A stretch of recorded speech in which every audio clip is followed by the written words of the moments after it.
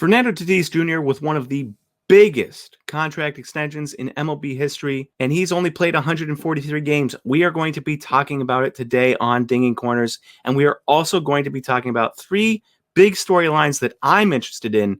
There's going to be multiple storylines that everyone else is interested in, but here are three that I'm interested in going into the season. So sit back and enjoy today's Dinging Corners.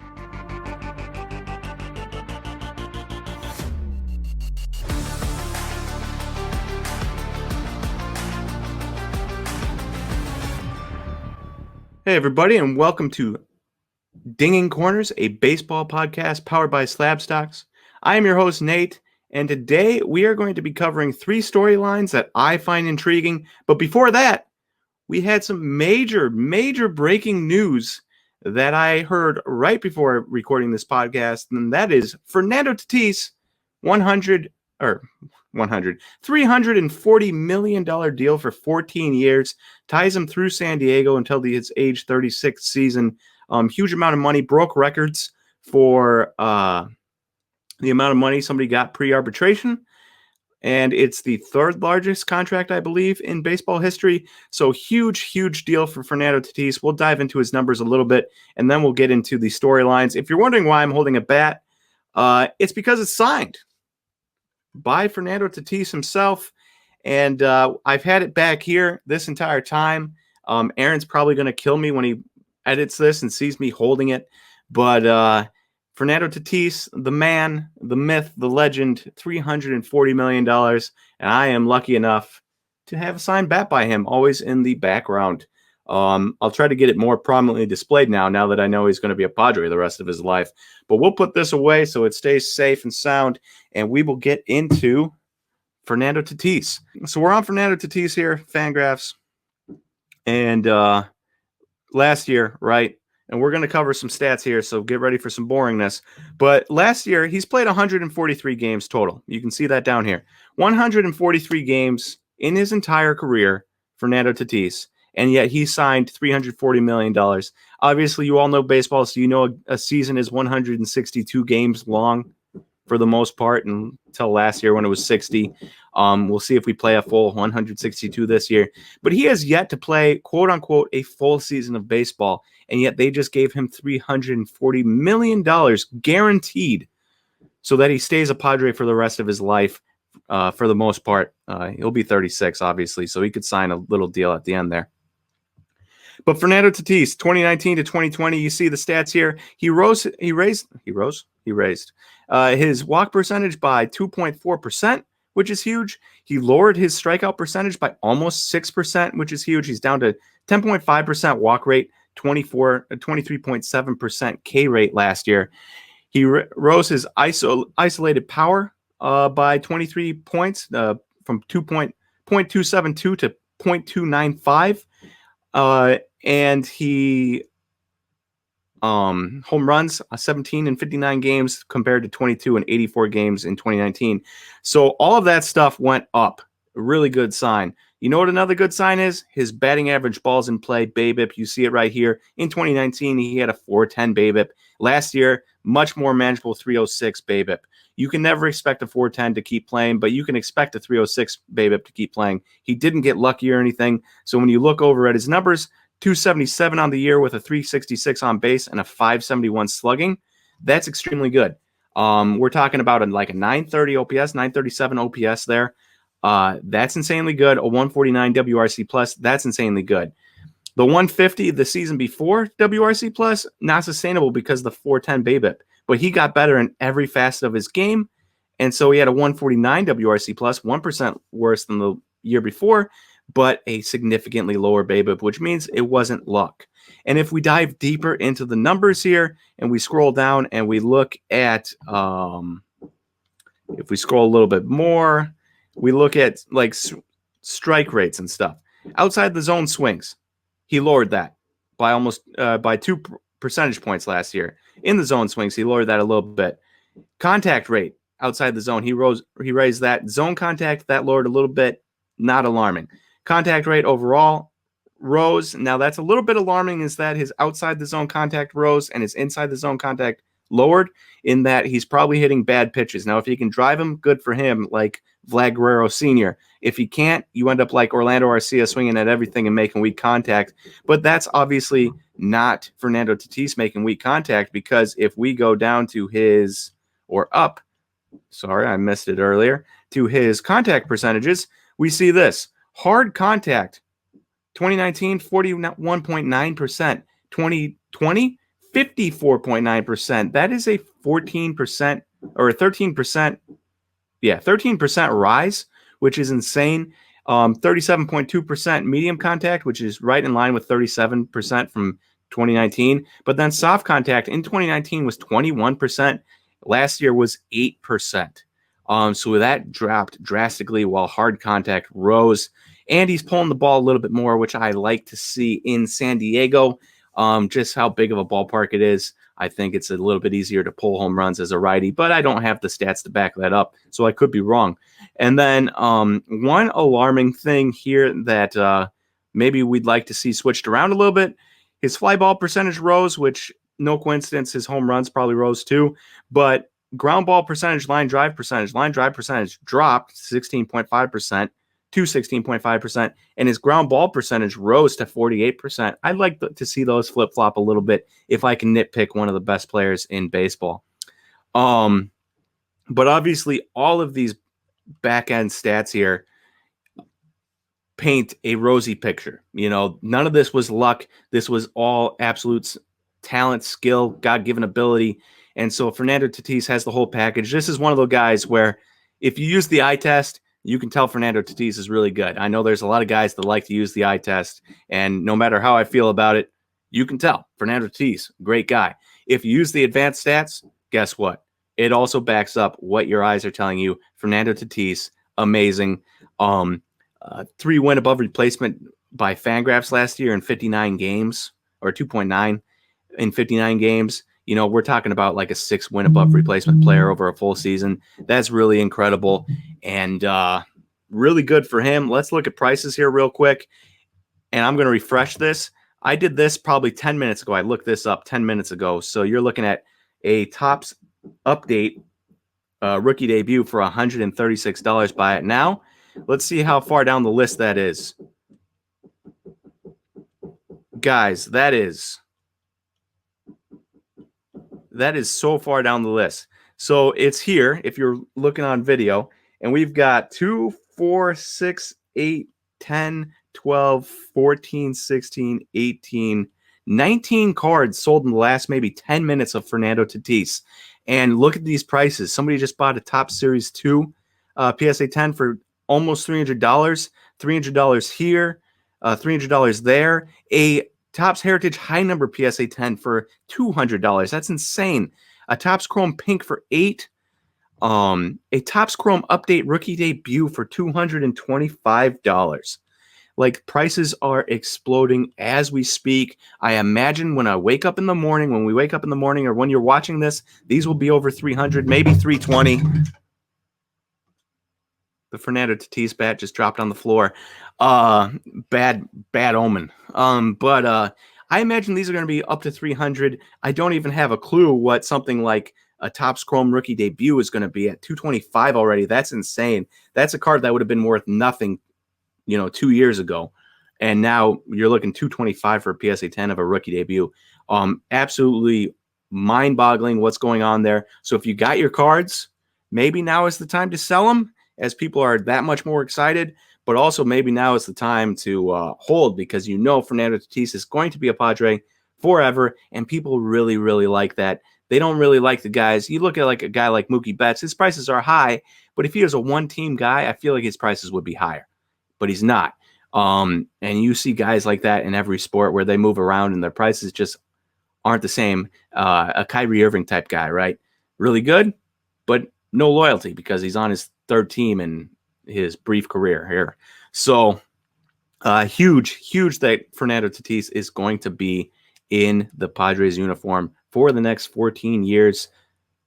Keep those cards, sell those cards. There's really no wrong rhyme or reason to it, but be excited. Be excited for Fernando Tatis. Be excited for the Padres. Be excited for baseball that one of the quote unquote small market teams from a couple years ago could lock up their top player. Now they're not small market. They've signed Manny Machado to a $300 million deal. They signed Fernando Tatis to a $300 million deal. They signed Eric Hosmer to a huge deal. They traded for Yu Darvish, who's on a huge deal. So they've got money, but it's nice to see. So that's what I got on Fernando Tatis, $340 million over 14 years. Very, very exciting. But let's move on to the storylines that I'm curious about this year. And there's obviously so many storylines, and everyone else is going to be paying attention to something different. Everyone is going to be paying attention to something different, and that's okay. I'm going to give you 3 of the storylines I think are interesting. And, there's a lot that I didn't talk about. Yordan Alvarez coming back from injury. How's he going to do? That's interesting to me, but it's not on here. Keston Hiura and Christian Yelich, as a Brewers fan, I'm interested in how they bounce back. Are they going to bounce back? That's interesting. That could be a major storyline for somebody else, but I'm not bringing it up today. And so don't be offended if I don't bring up your specific thing that you're really interested in. These are just 3 things that I'm interested in and want to pay attention to, or 2 things, actually. I only brought up 2. Oh, no, there's 3. There's 3. I only have web pages for 2. And so, are the Padres going to be amazing with Blake Snell and Yu Darvish in the fold, right? That's a storyline. Are the Dodgers going to be amazing with Trevor Bauer now? Storyline. So we'll see what happens, but these are 3 storylines that I'm curious about, and so I'm going to screen share again. So Vlad Guerrero Jr., obviously number 1 prospect from a couple years ago, and you're looking at a guy who's been underwhelming. A lot of people like him still. I like him still. But a lot of people are also kind of underwhelmed by his stats. And I understand. Number 1 prospect, and you're looking at, if you look over here on Fangraphs, a 105 WRC plus in 2019 and a 112 WRC plus in 2020. Good, above average, but not number 1 prospect worthy. If Wander Franco comes up at the end of this year or next year and does this, people are going to be really, really disappointed. Of course, Wander will have shortstop defense and all that stuff to boost his value, whereas Vlad does not have defensive value whatsoever or base path value. So you're really betting on his bat carrying in places. But a 112 and a 105 WRC plus for a kid as young as Vlad, nothing to sneeze at. Nothing to sneeze at all. And plus, you look at these numbers, 8.9%, 8.2% walk rates, 17.7 and 15.6 strikeout rates. That's really nice. Now you look at his numbers from last year, 2.262 average, 262 average, 329 on base, and a 462 slugging. But he had a 282 batting average balls in play. If he had a 308 like he did the year before, or a 306 like Fernando Tatis did, I imagine he's batting almost 280, probably having a 340 on base, and maybe even having like a 480, 500 slugging. And then we're looking at him a much better light, a significantly better light than we did last year. And so don't give up on Vlad Guerrero Jr. And people aren't, and you can tell by the prices. And one last thing, I'd be remiss if I didn't bring it up. Vlad Guerrero Jr. has lost so much weight. I don't know what it's going to do for him. Baseball wise, losing weight, obviously it's good for him physically, and I'm sure he'll be able to leg out a few more ground balls, but the lost weight doesn't necessarily translate to instantly becoming a better player. I think a lot of people are like, oh, he lost weight, he's going to be great. That doesn't really do it for me. Prince Fielder was a big man. He was a great player. It didn't matter about his weight, and it doesn't really matter about weight in baseball. But it is nice to see that he's putting in the work. Hopefully he's been putting in the work with his swing and stuff, because you look here, 2020, and I don't want to say his swing. He's a great player. He's 1,000 times better hitter than I'll ever be. But he had a 54.6% ground ball percentage last year. That's got to change a little bit. That's too many ground balls. That's way too many ground balls. If he can get that to like 48%, 47%, that would be huge for being able to get, use this line drive, use this hard contact, medium contact in better ways. So look for him to maybe have a little bit of a swing change, hopefully, while he lost weight, maybe worked on that swing, elevate the ball a little bit more, and we're going to really see that power come into play. I'm believing in it. I'm hoping in it. Now let's look at a little Vlad Guerrero Jr., and we're going to be looking at his Bowman Chrome PSA 10. So this says Bowman Chrome rookie, but it's just his Bowman Chrome first prospect card PSA 10. And you're looking at $260. Shout out to Suplex Insights for not being able to get me the price on the first one. But we're looking at $260 for that one. And we're looking at $220 on February 7th for the last one on bids. I went on PWCC and I looked, and as far as I can tell, this is the highest price of all time. They've mostly been under $100 the past year or so. And then way long ago, they were under $100. Briefly, they got up to like $200, but I didn't see any that hit $220. And yet we're looking at $220 here. We're looking at $260. We're looking at $250 for a buy it now on February 17th. So we're looking at highs, career highs for Bowman Chrome first. And obviously, a lot of that has to do with Bowman Chrome first becoming more popular. You're looking at Wander Franco, Bowman Chrome first being really expensive. You're looking at Fernando Tatis, who we just talked about, Bowman Chrome first being really expensive. So it doesn't shock me that these prices are going up, but all-time highs for a guy that's been kind of disappointing, pretty crazy to me. We'll see where they go. There's probably still value in here if you believe in him. Full disclosure, I have a Topps Chrome Sapphire BGS 10 Vlad Guerrero Jr., so I want him to do well, along with a number of Top Series 2 non-numbereds. So I want him to do well. You know, why would I not? He's the guy. He's a guy that I'm excited to see what happens.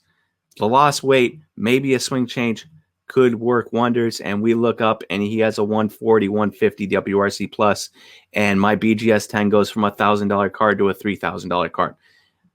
Who knows what might happen, but I'm really excited. I'm ready to ride out that wave. My number 2 storyline that I'm interested in this year are 2 guys that had big-time strikeout problems last year and also really struggled in the second half of the season. I'm interested to see what these guys do because people are really excited about them. Luis Robert and Kyle Lewis. Full disclosure there, I've got 8 Kyle Lewises, I think, maybe 9 Kyle Lewises at PSA right now. I probably won't get them back till next December. I pulled them all from boxes. I ripped a lot of Series 1 retail. Whenever I'd walk into a Target last summer, I'd buy 2-3 packs. And it was always there. So I always bought 2-3 packs every time I go in for deodorant or something like that.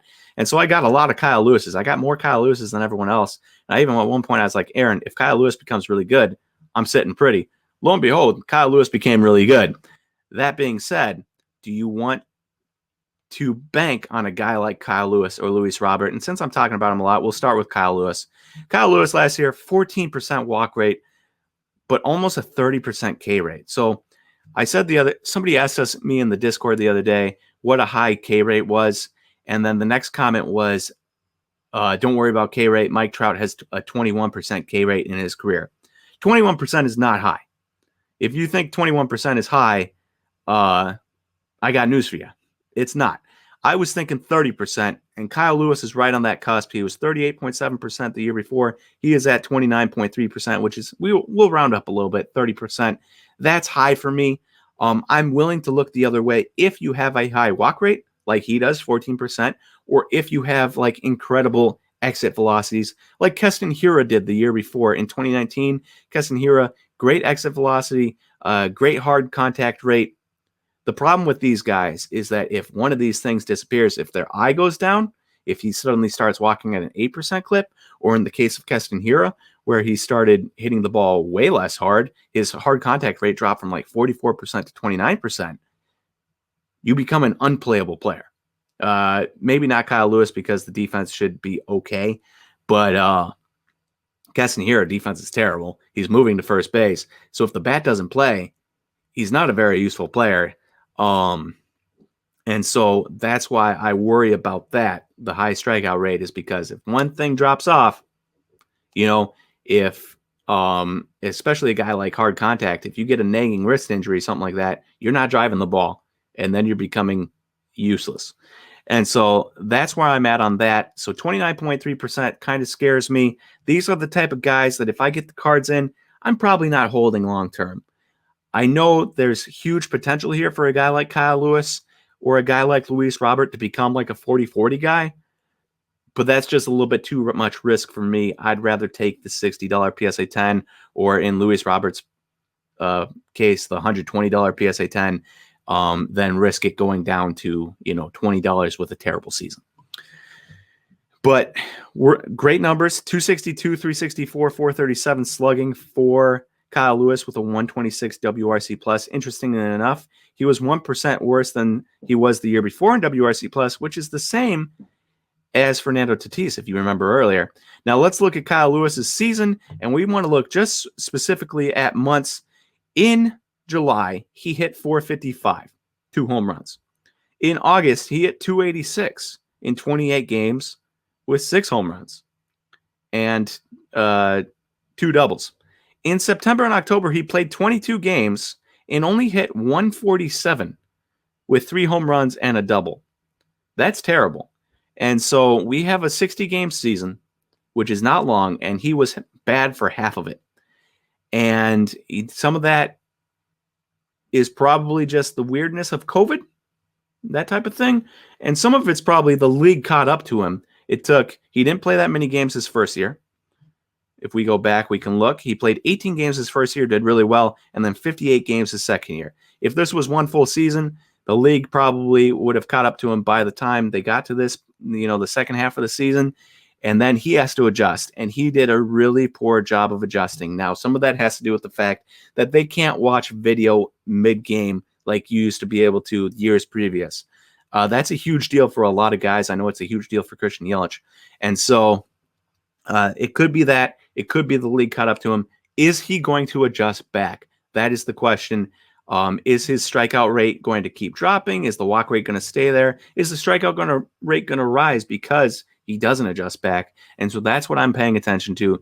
If we look at his card prices, a top Series 1 PSA 10, $60, $60, $65 on February 11th. So we're saying $60 for a PSA 10 top Series 1 Kyle Lewis. It'll be interesting to see where those go, because it'll be interesting to see how he can adjust now in his quote-unquote second full season of MLB baseball. And then Luis Robert, same boat here, and he had a 32.2% K rate, which is way higher. Of course, he's in his rookie season. Kyle Lewis had 18 games to get ready for this season. Luis Robert did not have that, but a 32.2% K rate, and he's had, not high strikeout rates in the minors, but like mid-20s, strikeout rates in the minors. So it's not like this is like a huge stretch, but I don't think he's going to be a 32% strikeout guy going forward, because he never struck out more than 30% in the minors, or even close. The highest was like 26%, which you just saw. 8.8% walk rate, good, not great, not 14% like Kyle Lewis. 203 ISO is fine, 300 BABIP. That's the part that is kind of scary to me, is that I would want him to have like maybe a 260 BABIP, 270 BABIP with these low 233, 302, 436 slugging. So 233 average, 302 on base, and a 436 slugging for a 101 WRC plus. I'd want that to be lower so that I feel like there's something I can build off of here. This profile scares me. Not high enough walk rate, too high of a strikeout rate. I expect that to drop. Maybe this will rise, but I'm not putting all my eggs in the Luis Robert basket.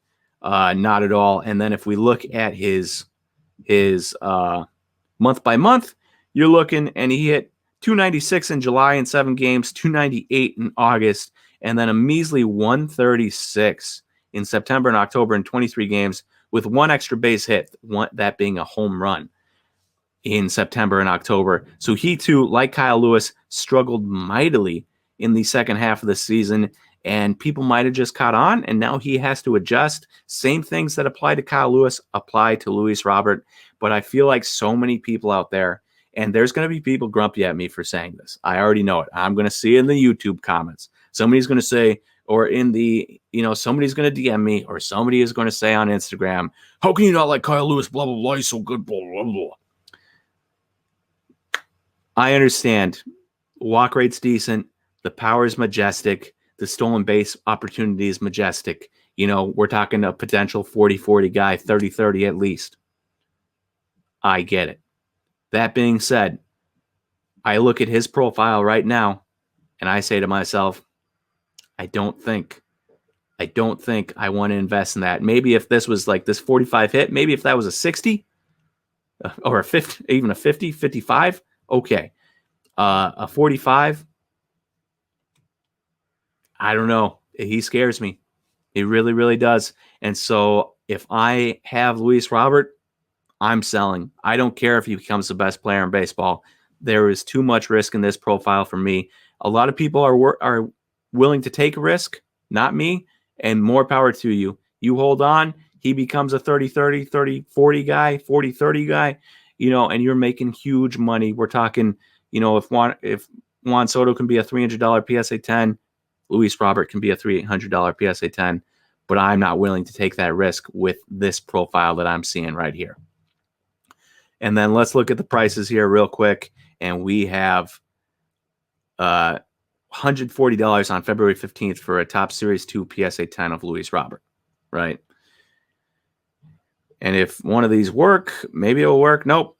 Suplex Insight's not working. Last bids, February 13th, $143 with shipping on a PSA 10. So $140 for a guy that could just as well strike out a bunch, hit some bombs, and hit 230 again. I don't think I want to invest in that. I'm sure many of you do, but not me. So those are the two storylines I've got tabs for. The last storyline, and I've got no information for this, just something I wanted to talk about, is what is going to happen with the minor league players that didn't play in a year. So we know we have guys like Wander Franco. We've got guys like the Brewers' Bryce Terang, who played in their, the closest complex to them. I forget what it's called, summer camp or whatever they called it. I don't remember what they called it. But, those guys got time playing against each other. And so like a guy like Bryce Terang got to play against a guy like Antonio Kelly and Ethan Small and Aaron Ashby, three of the best Brewers pitching prospects. And Antonio Kelly Antoine Kelly is a pop-up, a high helium guy that people are really excited about.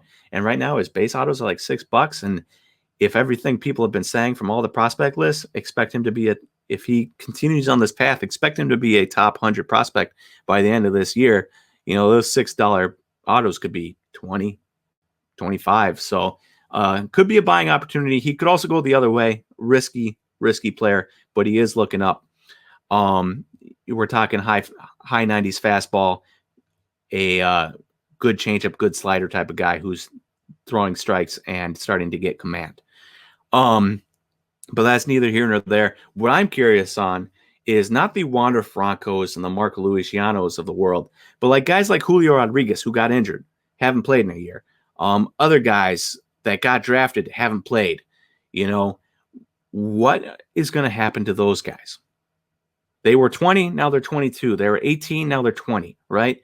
We've missed an entire year. And so I'm curious to see what happens to these prospects that we're really excited about after they've missed a year of playing time. And I just don't have any answers for you. I just don't know. We are going to all have to wait and see. But there's going to be guys that are probably pretty disappointing. Guys that you bought in at 21 who are like, they're going to be up by the time they're 22. I'm going to make a ton of money. Now they're 23. They've missed a season. They're still in AA, and they don't do very well. You're going to lose so much money betting on those types of guys. And so I hope everyone comes back and does as well as they possibly can. I just don't see it happening after everyone losing a year of experience. Now, they're all in the same boat, but it'll be interesting to see which players can handle it better than others. And until we see them on the field and we see it for ourselves, we just won't know. And so for those of you that have Bowman Chrome autos and Bowman Chrome firsts, good luck to you. I know I have a couple. I have sitting on that little pinball machine back there on the bookshelf is a Wander Franco Mojo. Right? I'm really excited about Wander Franco. Everyone is, obviously. And I'm not worried about him because he played last summer. But guys that signed internationally in 2018 and didn't play last year, those type of guys, or fourth-round picks that showed some promise and drafted in 2019 and didn't play in 2020, concerning. So we'll see how that goes. But no answers yet. We'll learn out together. Anyways, guys, Thank you for listening to Ding Corners. That is all I have for you today. Obviously, the huge Fernando Tatis news. Cannot wait to see what the prices are tomorrow. Today is Wednesday, the 17th of February, 2021, and his Fernando Tatis cards are almost $300. If I refresh this page right now, my goodness gracious, February 17th. It was $295 when we started this. One just sold for $356 on bids. 20 minutes later, a Fernando Tatis is already selling $50 higher than the last sale, $60 higher than the last sale. A Fernando Tatis Topps Chrome base PSA 10 just got bought for $410. $410. This is absurd. Prices are exploding. If you got cards, might be the right time to sell. Put it up for a decent buy it now, a little bit lower than the last sell. I guarantee you will sell. If he doesn't come out hot at the start of the season, prices will drop and you can buy right back in. Anyways, guys, thank you for joining me on Dinging Corners today, and I will talk to you again next week.